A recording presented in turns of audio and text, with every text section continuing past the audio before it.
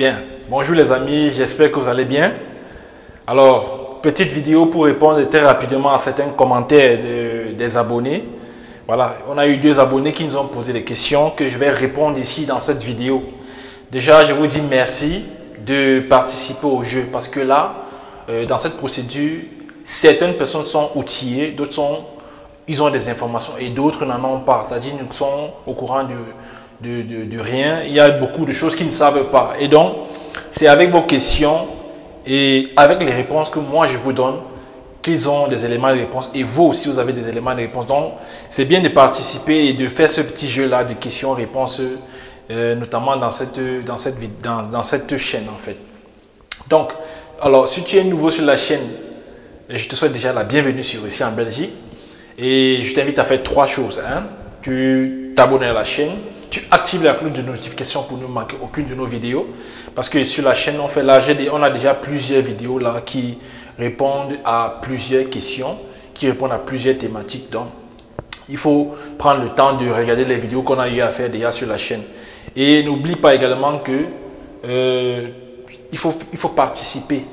Il faut participer parce que c'est ça l'objectif. En posant des questions, en posant des préoccupations comme celles que je vais introduire dans cette vidéo-là pour que je t'apporte des éléments de réponse et aussi à toutes les personnes qui sont intéressées par les études en Belgique.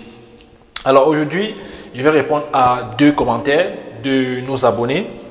Alors on a eu le commentaire de Abdourahman, voilà, Abdourahman qui demandait combien un garant doit-il avoir s'il souhaite te prendre en charge. Alors déjà, très rapidement, j'aimerais dire qu'il y a une vidéo déjà qui existe, qu'on a fait sur la chaîne qui répond à cette question. Et donc, j'ai précisé déjà le montant qui a été indexé par rapport au garant. Donc, le nouveau montant qui a été défini par l'Office des étrangers par rapport au garant. Il y a également le montant dont doit disposer l'étudiant qui est aussi augmenté. Donc, tout ça, il y a une vidéo qui a déjà été faite qui se trouve sur la chaîne que je vais te mettre juste ici en haut et qui va aussi se trouver en bas dans les commentaires. Donc, tu pourras avoir accès à cette vidéo-là et en savoir en plus. Mais comme on dit, la répétition est la mère de l'excellence. Donc, le montant du garant, l'année dernière, c'était entre 1700 et 1800.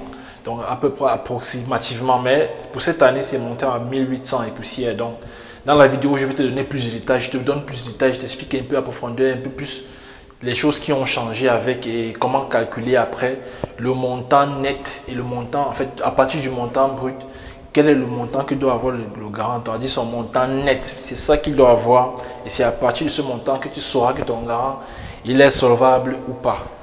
Donc, et maintenant, voilà. Donc, voilà un peu en gros la réponse à cette question. Donc, toi, Abdourahman, et pour tous ceux qui aimeraient savoir combien est-ce que doit avoir le garant pour pouvoir prendre un étudiant en charge, vous allez regarder cette vidéo dans la description qui va vous donner plus en détail des éléments de réponse par rapport à cette préoccupation. Maintenant, deuxième question. On a une deuxième question de Aboubakar. Aboubakar qui a posé la question de savoir, il dit d'abord bonsoir monsieur, voilà. Il a fait une demande d'admission, il a fait son dossier de demande d'admission et il aimerait savoir combien de temps il doit faire pour avoir une réponse. Combien de temps est-ce que après avoir postulé pour la demande d'admission, il aura sa réponse. Ça fait combien de temps? Déjà, j'aimerais préciser que pour les demandes d'admission, il n'y a pas un délai, il n'y a pas un délai précis, il n'y a pas une durée qui a été définie pour une réponse. Tout dépend de l'école ou de l'université dans laquelle tu as postulé. Tu peux postuler par exemple aujourd'hui à la haute école Louvain-Hainaut et demain on te répond. Du moment où ton dossier respecte les conditions qui ont été définies par l'école, par l'université, si tu respectes toutes les conditions qui ont été demandées, que ton dossier est propre, il ne manque aucun document, tu as de fortes chances que tu aies une réponse rapide. Mais avec l'expérience, aussi avec l'expérience, on se rend compte que les demandes d'admission peuvent aller entre 2 semaines à 3 mois, maximum 3 mois. Donc, certains peuvent attendre jusqu'à 3 mois pour avoir une demande, pour avoir une réponse. Mais la solution que moi je donne souvent, que moi je préfère vous donner parfois, c'est que ne restez pas là à dire que j'ai postulé, j'attends une réponse. Non, il faut contacter l'école. Faites le mail à l'école, demandez est-ce que mon dossier avance, est-ce qu'il y a des difficultés dans mon dossier, est-ce que ma demande d'admission rencontre des problèmes. Tu as la possibilité d'avoir l'adresse mail du service admission de l'école, de l'université ou de n'importe quelle école à laquelle tu as postulé. Tu écris le mail, tu demandes « Bonjour madame, je suis l'étudiant tel matricule ». Puisque tu as déjà postulé tout ça, je suppose que tu as un matricule bien, tu donnes simplement ton nom et tes coordonnées. Tu demandes est-ce que mon dossier a un problème. Et voilà, ça fait déjà pratiquement 2 semaines, 3 semaines, 1 mois, etc. Est-ce que j'aimerais connaître l'état d'avancement de mon dossier. Donc, d'attendre, dire ok, bon, j'ai postulé, je vais attendre.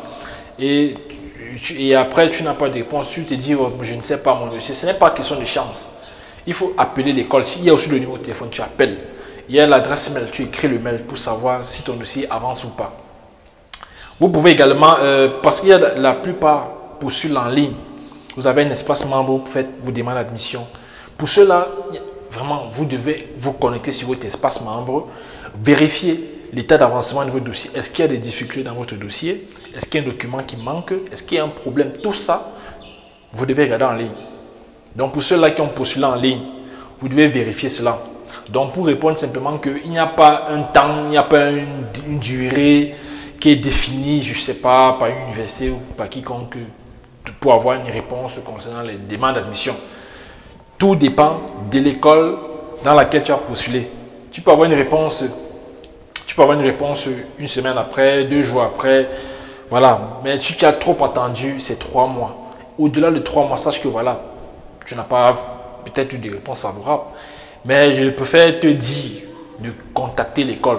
Après plus déjà d'1 mois, 2 mois, contacte l'école déjà pour savoir quel est l'état d'avancement de ton dossier.